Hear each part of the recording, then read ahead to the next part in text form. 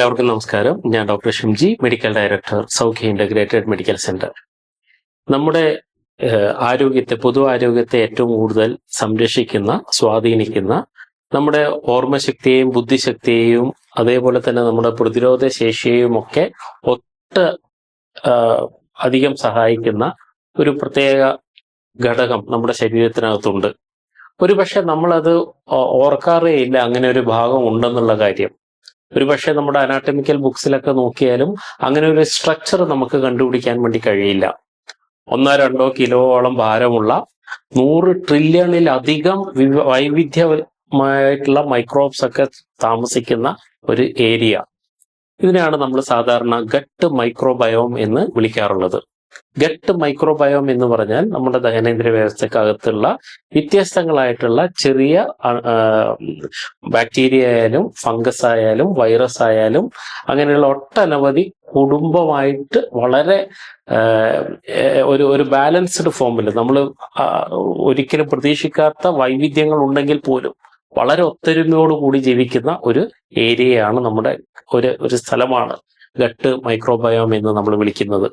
ഈ gut microbiome എന്ന് പറയുന്നത് ഞാൻ നേരത്തെ സൂചിപ്പിച്ചതുപോലെ 100 തൊട്ട് 380 ട്രില്യൺ ആയിട്ടുള്ള അനവധി മൈക്രോ ഓർഗാനിസംസ് കൂടിച്ചേർന്ന ഒരു ഏരിയയാണ്. അപ്പോൾ നമ്മൾ അത്ഭുതപ്പെടുന്നുണ്ടാവും. 380 ട്രില്യൺ എന്നൊക്കെ പറയുമ്പോൾ എത്രയായി എന്ന് നമ്മൾ അത്ഭുതപ്പെടുന്നുണ്ടാവും. അതുകൊണ്ടാണ് നമ്മൾ എപ്പോഴും പറയുന്നത് we are more than a human. നമ്മളൊരു മനുഷ്യൻ എന്ന രീതിയിൽ നമ്മുടെ ശരീരത്തിലുള്ള കോശങ്ങളെക്കാൾ എത്രയോ മടങ്ങ് അധികം ഈ സൂക്ഷ്മ ജീവികൾ നമ്മുടെ ശരീരത്തിനകത്ത് വസിക്കുന്നുണ്ട്. അവർ ജീവിക്കുന്നു എന്ന് മാത്രമല്ല, നമ്മൾ ജീവിക്കാൻ സഹായിക്കുന്നുമുണ്ട്. അതുകൊണ്ട് തന്നെ we are more microbes than human എന്ന് പൊതുവെ പറയും. നമ്മൾ കൂടുതലായിട്ട് ഈ സൂക്ഷ്മ ജീവികളാണ് നമ്മുടെ കോശങ്ങളെക്കാൾ കൂടുതലായി. അപ്പോൾ എന്തൊക്കെയാണ് ഈ പറയുന്ന ഈ ഓർഗൻ അല്ലെങ്കിൽ ഈ മൈക്രോബയോട്ട എന്ന് പറയുന്ന ഏരിയയുടെ നമ്മുടെ ശരീരത്തിന് ചെയ്യുന്ന ഫങ്ഷൻസ് എന്ന് നമുക്ക് ആദ്യം തന്നെ നോക്കാം. ഏറ്റവും ആദ്യമായിട്ട് പറയാനുള്ളത്, ഇവ നമ്മുടെ ശരീരത്തിനകത്തുള്ള ദഹനത്തെയും അതുപോലെ ന്യൂട്രീഷണൽ കൺസെപ്റ്റ് അല്ലെങ്കിൽ നമ്മുടെ ശരീരത്തിന് ആവശ്യമുള്ള പോഷണ ഘടകങ്ങളെ ആഹരിക്കുന്നതിലൊക്കെ ഏറ്റവും കൂടുതൽ അബ്സോർബ് ചെയ്യുന്നതിലൊക്കെ ഏറ്റവും കൂടുതൽ സഹായിക്കുന്ന ഒരു ഘടകമാണ്. നമ്മുടെ ശരീരത്തിനകത്ത് ഏറ്റവും പ്രഥമമായിട്ട് വേണ്ടുന്നത് നമ്മുടെ ദഹന വ്യവസ്ഥയിലെ കോശങ്ങൾക്ക് വേണ്ടുന്ന ഊർജം. അത് പ്രദാനം ചെയ്യുന്നതും ഇത്തരത്തിലുള്ള സൂക്ഷ്മജീവികളുടെ പ്രവർത്തന ഫലമായിട്ടാണ്. നമ്മുടെ ശരീരത്തിന് വേണ്ടുന്ന ഷോർട്ട് ചെയിൻ ഫാറ്റി ആസിഡുകൾ എന്ന് വിളിക്കുന്ന വിഭാഗത്തിനെ ഉണ്ടാക്കുന്നതെല്ലാം തന്നെയും ഇത്തരത്തിലുള്ള സൂക്ഷ്മജീവികളാണ്. അതൊരിക്കലും ഭക്ഷണത്തിൽ കൂടി നമുക്ക് കൊടുക്കാനോ അല്ലെങ്കിൽ ശരീരത്തിനകത്ത് സ്റ്റോർ ചെയ്ത് വെക്കാനോ കഴിയില്ല. ബ്യൂട്രേറ്റ്, പ്രൊപ്പിയനേറ്റ് അതുപോലെയുള്ള ഘടകങ്ങളെല്ലാം തന്നെ ശരീരത്തിനകത്ത് ഈ പറയുന്ന ദഹന വ്യവസ്ഥക്കകത്തുള്ള കോശങ്ങൾക്ക് ഊർജം പ്രദാനം ചെയ്യുന്ന കാര്യങ്ങളാണ്. അതേപോലെ തന്നെ ഈ സൂക്ഷ്മജീവികളെ കൊണ്ടാണ് നമ്മുടെ ദഹന വ്യവസ്ഥക്കകത്തുള്ള പ്രധാനപ്പെട്ട ഇമ്മ്യൂണിറ്റി ഒക്കെ ഉണ്ടാകുന്നത്, പ്രതിരോധ ശേഷിയൊക്കെ ഉണ്ടാകുന്നതും. രണ്ടാമത്തതും ചില വൈറ്റാമിനുകളുടെ നിർമ്മാണത്തിന് ഇത് അത്യന്താപേക്ഷിതമാണ്.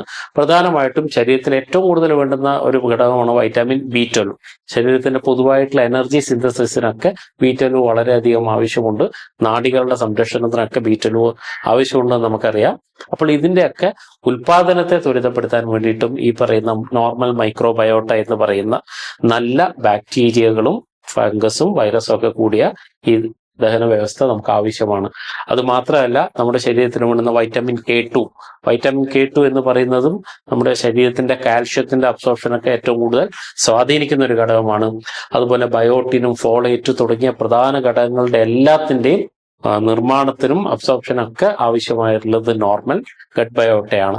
മറ്റൊരു പ്രധാന കാര്യം നമ്മൾ മൂന്നാമതായിട്ട് മനസ്സിലാക്കേണ്ടുന്ന ഒരു കാര്യം, നമ്മുടെ പ്രതിരോധ ശേഷി, ഇമ്മ്യൂണിറ്റി എന്ന് പറയുന്ന കാര്യങ്ങളുടെ എല്ലാം 70 തൊട്ട് 80% കാര്യങ്ങളും വരുന്നത് ഈ ഗട്ടിലെ മൈക്രോബയോട്ട വഴിയാണ്, അല്ലെങ്കിൽ നല്ല ബാക്ടീരിയകളുടെ പ്രവർത്തന ഫലമായിട്ടാണ്. അതുകൊണ്ട് അതേപോലെ തന്നെ നമ്മുടെ ശരീരത്തിനകത്തുള്ള നല്ലതും ചീത്തയുമായിട്ടുള്ള കാര്യങ്ങളെ വേർതിരിച്ച് മനസ്സിലാക്കി അതിനെതിരെ പ്രവർത്തിക്കാൻ വേണ്ടി പ്രതിരോധ ശേഷിയെ സഹായിക്കുന്ന പ്രധാന ഘടകവും നല്ല ബാക്ടീരിയകൾ തന്നെയാണെന്ന് കൂടി നമ്മൾ മനസ്സിലാക്കണം. അപ്പോൾ അതേപോലെ മറ്റൊരു പ്രധാനപ്പെട്ട ഘടകമാണ് ഗട്ട് ബ്രെയിൻ ആക്സിസ് എന്നുള്ള ഒരു കാര്യമൊക്കെ നമ്മളിപ്പോൾ ധാരാളമായിട്ട് കേട്ടുവരുന്നുണ്ട്. അതായത് ഈ ബാക്ടീരിയ പ്രൊഡ്യൂസ് ചെയ്യുന്ന ചില മോളിക്യൂളുകളും അതേപോലെ തന്നെ നമ്മുടെ വേഗസ് നെർവ് എന്ന് പറഞ്ഞാൽ ഇങ്ങോട്ടും അങ്ങോട്ടുമുള്ള ആവയവങ്ങളെ കാത്ത് സൂക്ഷിക്കുന്ന അല്ലെങ്കിൽ അതിന്റെ സംരക്ഷണത്തിനെ സഹായിക്കുന്ന നെർവാണ്, ഒരു നാഡിയാണ് വേഗസ് നെർവ്. അപ്പൊ ഈ വേഗസ് നെർവ് വഴിയാണ്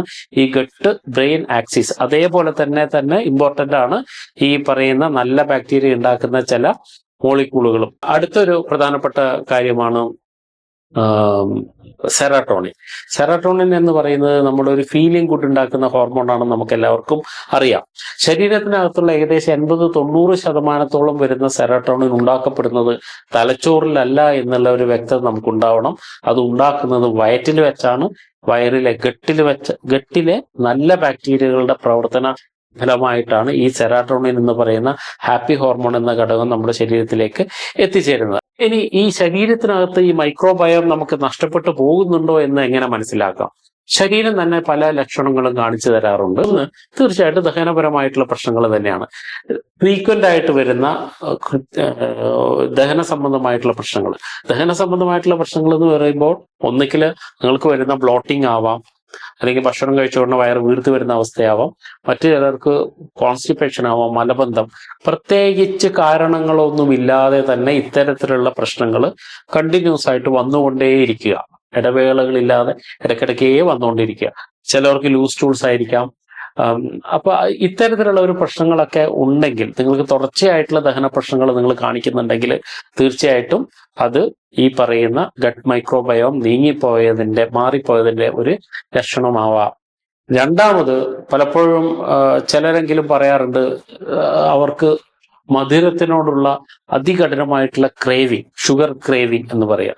എന്ത് കഴിച്ചു കഴിഞ്ഞാലും മധുരം കഴിക്കണം എന്നുള്ളൊരാഗ്രഹം, അല്ലെങ്കിൽ ഈവൺ ഉച്ചയ്ക്ക് ചോറ് കഴിച്ചു കഴിഞ്ഞാലും എന്തെങ്കിലും മധുരമുള്ള ഒരു മിഠായിയോ അല്ലെങ്കിൽ അങ്ങനെ എന്തെങ്കിലും ഒരു സ്വീറ്റ് ആയിട്ടുള്ള ഒരു സാധനം കഴിക്കണം എന്ന് തോന്നുന്നു. ഒരു നിയന്ത്രണമില്ലാതെ മധുരത്തിനോട് കാണിക്കുന്ന അകമഴിഞ്ഞ ഈ സ്നേഹം എന്ന് പറയുന്നത് പലപ്പോഴും ഗട്ട് മൈക്രോബിൽ വരുന്ന പ്രശ്നങ്ങളാവാം. ഒന്നുകിൽ ഷുഗർ ക്രേവിംഗ് ഉള്ള, ഷുഗർ കഴിച്ച് വളരുന്ന ബാക്ടീരിയയുടെ വർധന കൊണ്ട് ഈ പ്രശ്നം ഉണ്ടാകാം. മറ്റു ചിലർക്ക് അത് ഫംഗസിന്റെ വളർച്ച വയറിനകത്തുണ്ടെങ്കിലും ഇത്തരത്തിലുള്ള ഒരു ക്രേവിങ് കാണിക്കാറുണ്ട്. അപ്പോൾ ഈ ഷുഗർ ക്രേവിങ് വരുന്നതും ഒരു ലക്ഷണമായിട്ട് നമുക്ക് മൈക്രോബയോം നഷ്ടപ്പെടുന്നതിന്റെ ഒരു ലക്ഷണമായിട്ട് കാണാം.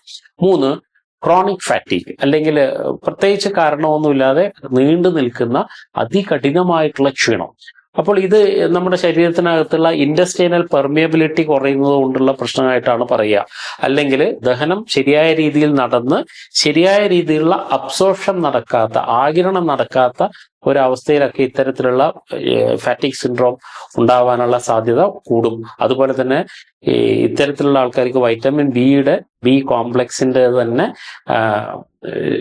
അളവ് ശരീരത്തിൽ കുറയും. അതുകൊണ്ട് തന്നെ ഇത്തരത്തിലുള്ള പ്രശ്നമുള്ള ആൾക്കാർക്കൊക്കെ ഈ ഫാറ്റിക് സിൻഡ്രോം ഉണ്ടാവാനുള്ള, ക്ഷീണം ഉണ്ടാകാനുള്ള സാധ്യത കൂടും. അതുപോലെ ശരീരത്തിനകത്ത് ഞാൻ നേരത്തെ ആദ്യം സൂചിപ്പിച്ച ബ്യൂട്രേറ്റ് പോലെയുള്ള ചില കണ്ടന്റുകൾ കുറയുന്നത് തന്നെ കുടലിനകത്തുള്ള കോശങ്ങൾക്കുള്ള എനർജി പോലും കുറയുകയും അത് നമ്മുടെ പൊതു ആരോഗ്യത്തെ ബാധിക്കുകയും ചെയ്യും.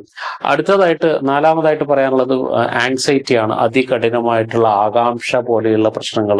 ഒരു 60-70% വരുന്ന ആങ്സൈറ്റി പ്രശ്നങ്ങളൊക്കെ തന്നെയും ഗട്ടുമായിട്ട് റിലേറ്റഡ് ആണെന്നാണ് ഇപ്പോഴുള്ള പല പഠനങ്ങളും പറയുന്നത്. ഞാൻ മുൻപേ സൂചിപ്പിച്ചതുപോലെ സെറാട്ടോണിന്റെ ഉൽപാദനം നടത്തേണ്ടത് നല്ല ബാക്ടീരിയയാണ്. അപ്പോൾ അതിന്റെ ഉൽപാദനം, ബാക്ടീരിയയുടെ നാശം വഴി സെറാട്ടോണിന്റെ ഉൽപാദനം നടക്കാതിരിക്കുന്ന സമയത്തും അമിതമായിട്ട് ഉത്കണ്ഠയും ആകാംക്ഷയും ഒക്കെ ഒരു വ്യക്തിക്ക് ഉണ്ടാകുന്നതും സാധാരണഗതിയിൽ ഉണ്ടാകാറുണ്ട്. ഇനി അഞ്ചാമതായിട്ട് പറയാനുള്ളത് ഫ്രീക്വന്റ് ആയിട്ട് വരുന്ന ഇൻഫെക്ഷൻസും അതുപോലെ തന്നെ ഈ രോഗങ്ങൾ മാറാൻ സ്ലോ റിക്കവറി. ഏത് രോഗം വന്നാലും മാറാൻ ഒത്തിരി കാലം എടുക്കുന്ന ചില ആൾക്കാരുണ്ടാവും. ഇനി ഒത്തിരി കാലം എടുത്തിട്ട് ആ ഒരു പ്രശ്നം മാറുമ്പോഴേക്കും പനി മാറി ചുമ വരും, ചുമ മാറുമ്പോഴേക്കും വേറെ ഒരു പ്രശ്നം വരും. ഇങ്ങനെ മാറി ഇൻഫ്ലമേഷൻസ് വന്നുകൊണ്ടിരിക്കുന്ന ഒരു വ്യക്തിയെ സംബന്ധിച്ചിടത്തോളവും അദ്ദേഹത്തിന്റെ ഗട്ട് മയോട്ടയ്ക്ക് വന്ന തകരാറ് കൊണ്ടായിരിക്കാം. കാരണം 70% വരുന്ന ഹ്യൂമൻ ഇമ്മ്യൂണിറ്റി, നമ്മുടെ പ്രതിരോധ ശേഷികളും നിയന്ത്രിക്കപ്പെടുന്നത് വയറിൽ വെച്ചിട്ടാണ്. അതുകൊണ്ട് വയറിന് വരുന്ന അല്ലെങ്കിൽ മൈക്രോബയോട്ടയ്ക്ക് വരുന്ന നമ്മുടെ ഈ ബാക്ടീരിയ, ഫംഗസ് പോലുള്ള നല്ല ആ കാലാവസ്ഥയ്ക്ക് വരുന്ന ഏതൊരു വ്യതിയാനവും നിങ്ങളുടെ പ്രതിരോധ ശേഷി കുറക്കാനുള്ള സാധ്യത വർദ്ധിപ്പിക്കും. ഇനി അടുത്തതായിട്ട് വരുന്ന ഒരു ലക്ഷണമായിട്ട് നമുക്ക് കാണാൻ പറ്റുന്ന ഫുഡ് ഇൻടോളറൻസ് ആണ്. അത് ഞാൻ നേരത്തെ സൂചിപ്പിച്ച പോലെ ഇൻഡസ്റ്റൈനൽ പെർമിയബിലിറ്റി എന്ന് പറയുന്ന ഒരു കാര്യമായിട്ട് ബന്ധപ്പെട്ടിട്ടാണ് അത് വരുന്നത്. അതെങ്കിൽ നിങ്ങൾ ഒരു പക്ഷേ ചെറിയ പ്രായത്തിലൊക്കെ പാല് കുടിച്ചാൽ പ്രശ്നമില്ലാത്ത ആളായിരിക്കാം, അല്ലെങ്കിൽ ഒരു 10, 25, 30 വയസ്സ് വരെ പാല് കുടിച്ചാൽ പ്രശ്നമില്ലാത്ത ആളായിരിക്കാം. പക്ഷെ ഇപ്പൊ കുടിക്കുമ്പം ബുദ്ധിമുട്ട് വരുന്നുണ്ടാവാം, ബ്ലോട്ടിങ് വരുന്നുണ്ടാവാം. ചിലവർക്ക് ഗോതമ്പ് ഒരു കുഴപ്പമില്ലാതെ കഴിച്ചുകൊണ്ടിരുന്ന ഒരാൾ ഇപ്പൊ അടുത്ത കാലത്തായിട്ട് ചിലപ്പോൾ ഗോതമ്പ് കഴിക്കുമ്പോൾ എന്തൊക്കെയോ പ്രശ്നങ്ങൾ, ദഹിക്കാത്ത പോലെയോ അല്ലെങ്കിൽ ആ ഭക്ഷണത്തിനോടൊരു ഇൻടോളറൻസ് ശരീരം പ്രകടിപ്പിക്കുന്ന ഒരു പ്രശ്നം ഉണ്ടായിട്ട് വരാം. ഇതൊക്കെയും നിങ്ങളുടെ ഗട്ട് ബയോട്ടയ്ക്ക് വന്ന മാറ്റങ്ങൾ കൊണ്ട് സംഭവിക്കുന്നതായിട്ടും വരാം. ഇനി മറ്റൊന്ന് പറയാനുള്ളത്, പ്രധാനമായിട്ട് നമ്മൾ എടുക്കാനുള്ളത് ഒരു റിയാക്റ്റീവ് സ്കിന്ന് എന്നുള്ള രീതി. അതായത് ഏതിനോടും സ്കിന്ന് പ്രതികരിച്ചുകൊണ്ടിരിക്കും. ചിലവർക്ക് അത് ആക്നെ ആയിരിക്കാം, മൂക്കുരു, അത് പൊട്ടിയിട്ട് അവിടെ വീണ്ടും വീണ്ടും വീണ്ടും ഇൻഫ്ലമേഷൻസ് വന്നുകൊണ്ടിരിക്കുക. മറ്റു ചിലർക്ക് ഈ സോറിയാസിസോ എക്സീമ പോലെയുള്ള പ്രശ്നങ്ങൾ വന്നുകൊണ്ടിരിക്കുക. അപ്പൊ ഇത്തരത്തിലുള്ള പ്രശ്നങ്ങളും പലപ്പോഴും ഗട്ടിലെ മൈക്രോബയോവുമായിട്ട് ബന്ധപ്പെട്ടതാണെന്നുള്ള ഒരു തിരിച്ചറിവ് കൂടി നമുക്ക് ഉണ്ടാവണം. പ്രത്യേകിച്ച് ഈ ഡൈവേഴ്സിറ്റി, വൈവിധ്യത കുറയുമ്പോൾ, അതായത് പല പല കുടുംബത്തിൽപ്പെട്ട ബാക്ടീരിയകളും വൈറസുകളും ഫംഗസുകളും ഒക്കെയാണ് വയറിനകത്ത് ഉണ്ടാകേണ്ടത്. അപ്പോൾ ആ വൈവിധ്യത്തിൽ വരുന്ന കുറവ് കൊണ്ട് ഈ പറയുന്ന റിയാക്റ്റീവ് സ്കിന്ന് നമുക്ക് വന്നുകൊണ്ടേയിരിക്കാം. 8ാമത്തെ കാരണമായിട്ട് പറയാൻ പറ്റുന്നത് സ്ലീപ്പിൽ വരുന്ന ഡിസോർഡേഴ്സ് ആണ്. ഉറങ്ങാൻ പറ്റാതിരിക്കുക, കടന്നു കഴിഞ്ഞാൽ വെറുതെ നക്ഷത്രം എണ്ണിക്കൊണ്ട് കിടക്കുക, അല്ലെങ്കിൽ ഇങ്ങനെ ചിന്തകൾ പോയിക്കൊണ്ടിരിക്കുക. പല കാരണം കൊണ്ട് ഉറക്കാതിരിക്കാം. പക്ഷെ അതിലൊരു പ്രധാനപ്പെട്ട കാര്യം മെലാറ്റോണിന്റെ ഉൽപാദനവുമായിട്ട് ബന്ധപ്പെട്ടതാണ്. മെലാറ്റോണിൻ പലപ്പോഴും ഈ ഗട്ടിലെ മൈക്രോബയോട്ടയുമായിട്ടും വളരെ വളരെ കണക്റ്റഡ് ആയിട്ടുള്ള ഒരു കാര്യമാണ്. അപ്പോൾ വയറുമായിട്ട് ബന്ധപ്പെട്ട പ്രശ്നങ്ങളും നിങ്ങളുടെ ഉറക്കത്തിനെ അത് സ്വാധീനിച്ചേക്കാം. ഇനി 9ാമതായിട്ട് പറയാനുള്ളത് നമ്മുടെ തൂക്കത്തിൽ വരുന്ന, വെയിറ്റിൽ വരുന്ന പ്രശ്നങ്ങളാണ്. ചിലവർക്ക് വെയിറ്റ് വളരെ ഡ്രാസ്റ്റിക് ആയിട്ട് കുറഞ്ഞുകൊണ്ടേയിരിക്കും, മറ്റു ചിലർക്ക് അമിതവണ്ണം ഉണ്ടായിക്കൊണ്ടിരിക്കും. ഏറ്റവും കൂടുതലായിട്ട് കാണുന്നത് ഈ സ്ട്രെസ് റിലേറ്റഡ് ആയിട്ടുള്ള പ്രശ്നങ്ങൾ വരുന്ന സമയത്ത് സ്ട്രെസ് ഈറ്റിംഗ് കൊണ്ടൊക്കെ ചിലപ്പോൾ അമിതവണ്ണം ഉണ്ടാകാറുണ്ട്. പലപ്പോഴും നമ്മുടെ ശരീരത്തിനകത്തുള്ള ചില ഗ്രലിൻ പോലെയുള്ള ചില കാര്യങ്ങളുടെ കുറവുകൊണ്ടും നമുക്ക് ഈ പറയുന്ന വിശപ്പിനെ നിയന്ത്രിക്കാൻ പറ്റാത്ത അവസ്ഥയൊക്കെ ഉണ്ടാകാറുണ്ട്. അതൊക്കെ ഈ മൈക്രോബയോമായിട്ട്, ഗട്ട് മൈക്രോബയോട്ടയായിട്ട് ബന്ധമുള്ള കാര്യങ്ങൾ തന്നെയാണ്. അപ്പോൾ ഇത്തരത്തിൽ വരുന്ന വയറിന്റെ പ്രശ്നങ്ങൾ ഈ നല്ല ബാക്ടീരിയകളുടെ അഭാവം മൂലം അമിതവണ്ണം ഉണ്ടാകുന്നതായിട്ട് ധാരാളം പഠനങ്ങളുണ്ട്. അതിനകത്ത് റീസെന്റ് ആയിട്ട് നടന്നൊരു സ്റ്റഡി അമിതവണ്ണമുള്ള ചില മൈസുകളെ അല്ലെങ്കിൽ നല്ല ചുണ്ടലികളെ എടുത്തിട്ട് അതിന്റെ മൈക്രോബയോട്ട മാറ്റി, അല്ലെങ്കിൽ അതിന്റെ വയറിനകത്തുള്ള ബാക്ടീരിയകളെ ഒന്ന് റീപ്ലേസ് ചെയ്തിട്ട് വെച്ച സമയത്ത് അവര് മെലിഞ്ഞു വരുന്നതായിട്ടും കണ്ടുവരുന്നുണ്ട്. അപ്പോൾ ഇതൊക്കെ പുതിയതായിട്ട് നമ്മുടെ ആരോഗ്യ മേഖലയിലേക്ക് കടന്നു വന്നുകൊണ്ടിരിക്കുന്ന അറിവുകൾ കൂടി തന്നെയാണ്. അപ്പോൾ ഇത്തരത്തിലുള്ള അമിതവണ്ണത്തിന് നിയന്ത്രണം പോലും നമ്മുടെ ഗട്ട് ബയോട്ടയുടെ മുകളിലാണ്, അല്ലെങ്കിൽ നല്ല ബാക്ടീരിയ കൂടിയിട്ടാണ് ചെയ്യേണ്ടതും കൂടി മനസ്സിലാക്കുക. ഇനി ആരൊക്കെയാണ് ഈ ഗട്ട് ബയോട്ട നശിപ്പിക്കുന്നത്? ഞാൻ ഈ പറഞ്ഞ 8-9 കാര്യങ്ങൾ പറഞ്ഞു. അപ്പോൾ ഈ പറയുന്ന 1-2 കാര്യങ്ങൾ വരുമ്പോൾ എന്റെ മൈക്രോബയോട്ട പോയേ എന്നാലും സങ്കടപ്പെടേണ്ട കാര്യമില്ല. ഈ പറഞ്ഞതിൽ 5-5-ലധികമോ സിംറ്റംസ് നിങ്ങൾക്ക് മറ്റു കാരണങ്ങളൊന്നും ഇല്ലാതെ വരികയാണെങ്കിൽ, ഈ പറഞ്ഞ 9 കാര്യത്തിൽ 5-ലധികം കാര്യങ്ങൾ നിങ്ങൾ കാണിക്കുകയാണെങ്കിൽ ഒരു പക്ഷേ നിങ്ങളുടെ മൈക്രോബയോട്ട നിങ്ങൾക്ക് ഡാമേജ് വന്നിട്ടുണ്ടാവാം. ഒരു എക്സ്പേർട്ട് ആയിട്ടുള്ള ഒരു ഗൈഡ് ലൈൻസ് ഉണ്ടെങ്കിൽ നിങ്ങൾക്ക് അതിനെ റീസ്റ്റോർ ചെയ്യാൻ വേണ്ടി, രണ്ടാമത് അത് പുനഃസ്ഥാപിക്കാൻ വേണ്ടി കഴിയും. അല്ലാതെ ടെൻഷൻ അടിക്കേണ്ട കാര്യമില്ല. ഇനി ആരൊക്കെയാണ് ഈ ഗട്ട് ബയോട്ട നശിപ്പിക്കുന്നതെന്ന് നമ്മൾ നോക്കുക.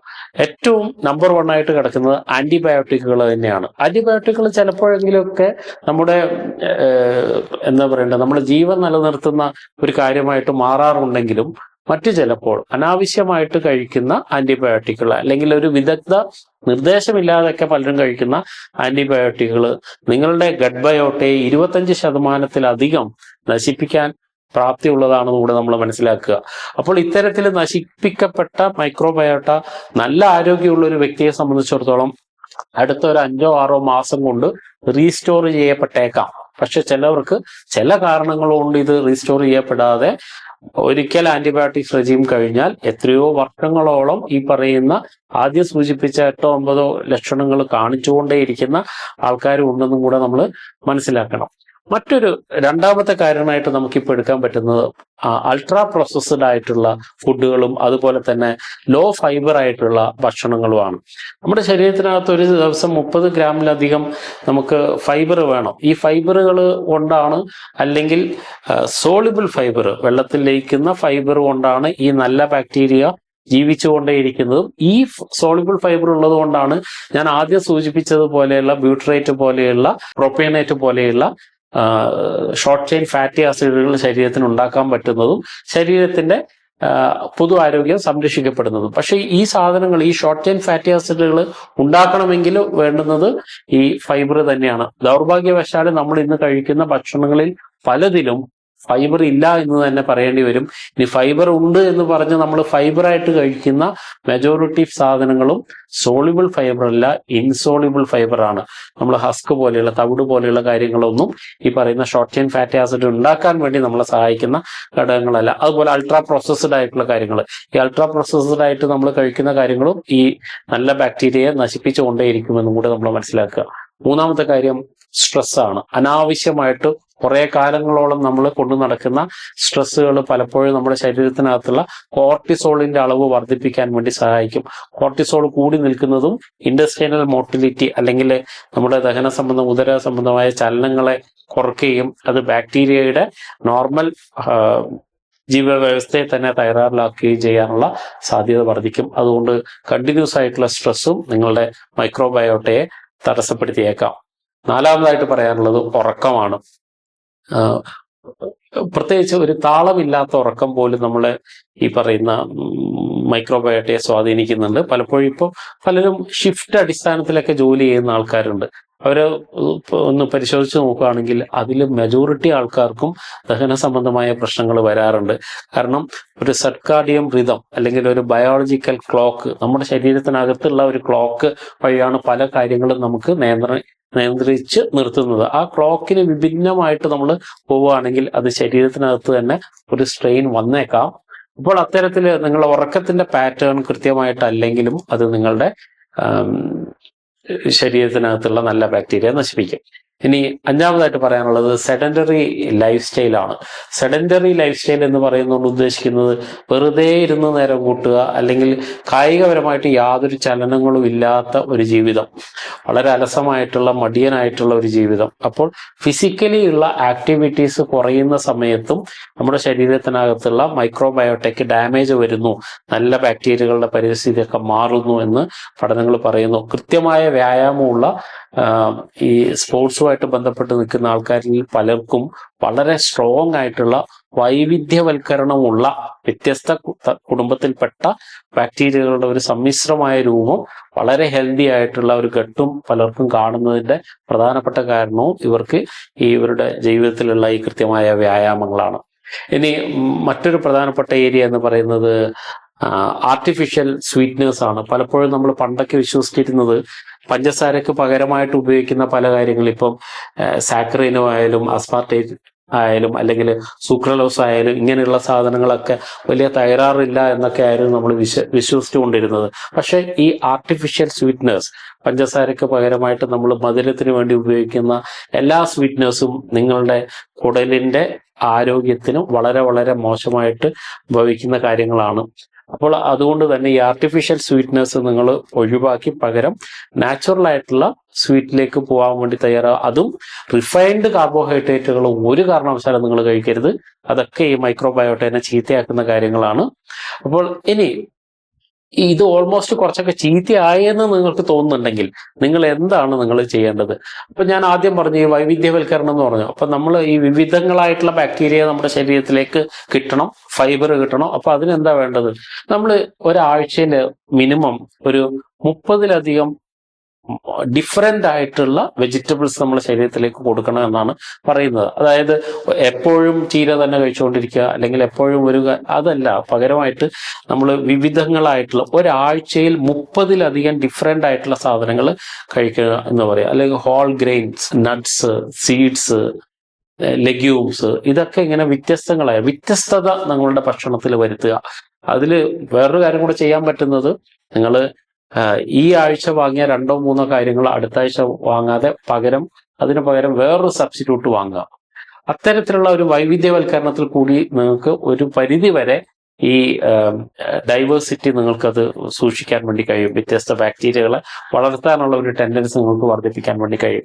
ഫൈബറിന്റെ അളവ് ശരീരത്തിൽ വർദ്ധിപ്പിക്കുക. അതായത് ഒരു 30 ഗ്രാം ഫൈബർ എല്ലാ ദിവസവും അകത്തേക്ക് പോകണമെന്നാണ് പറയുന്നത്. അപ്പോൾ നല്ല ഫൈബറുകൾ, സോളിബിൾ ഫൈബർ എന്ന് പറയുന്നത് നമ്മുടെ വഴുതനങ്ങ അല്ലെങ്കിൽ വെണ്ടക്ക, പിന്നെ വാഴപ്പൂവ്, വാഴക്കൂമ്പ് എന്ന് പറയുന്ന ഏരിയ, അതുപോലെ തന്നെ ചില വഴുവഴുപ്പ് ഉണ്ടാക്കുന്ന ഒരു മ്യൂക്കോജനിക് ആയിട്ടുള്ള മിക്കവാറും എല്ലാ വെജിറ്റബിൾസിലും ഈ പറയുന്ന സോളിബിൾ ഫൈബർ ആയിരിക്കും. അപ്പോൾ ഫൈബർ ധാരാളമായിട്ട് കഴിക്കുക. അതുപോലെ ഫ്ലാക്സ് സീഡ് എല്ലാ ദിവസവും രാവിലെ ഒരു ടീസ്പൂൺ ഫ്ലാക്സ് സീഡ് വേണമെങ്കിൽ നിങ്ങൾ കഴിക്കുന്ന ഭക്ഷണത്തിലേക്ക് പൊടിച്ച് ചേർക്കാം. അതിൽ നിങ്ങളുടെ ഭക്ഷണത്തിൽ കാര്യമായ രുചി വ്യത്യാസമൊന്നും ഇല്ലാതെ നിങ്ങൾക്ക് ഒരു സ്പൂണിൽ ഏകദേശം ഒരു 3 ഗ്രാമോളം സോളിബിൾ ഫൈബർ നിങ്ങൾക്ക് കിട്ടാനുള്ള സാധ്യതയുണ്ട്. അപ്പോൾ ഇങ്ങനെയുള്ള ഒരു കാര്യങ്ങൾ ചെയ്യുക.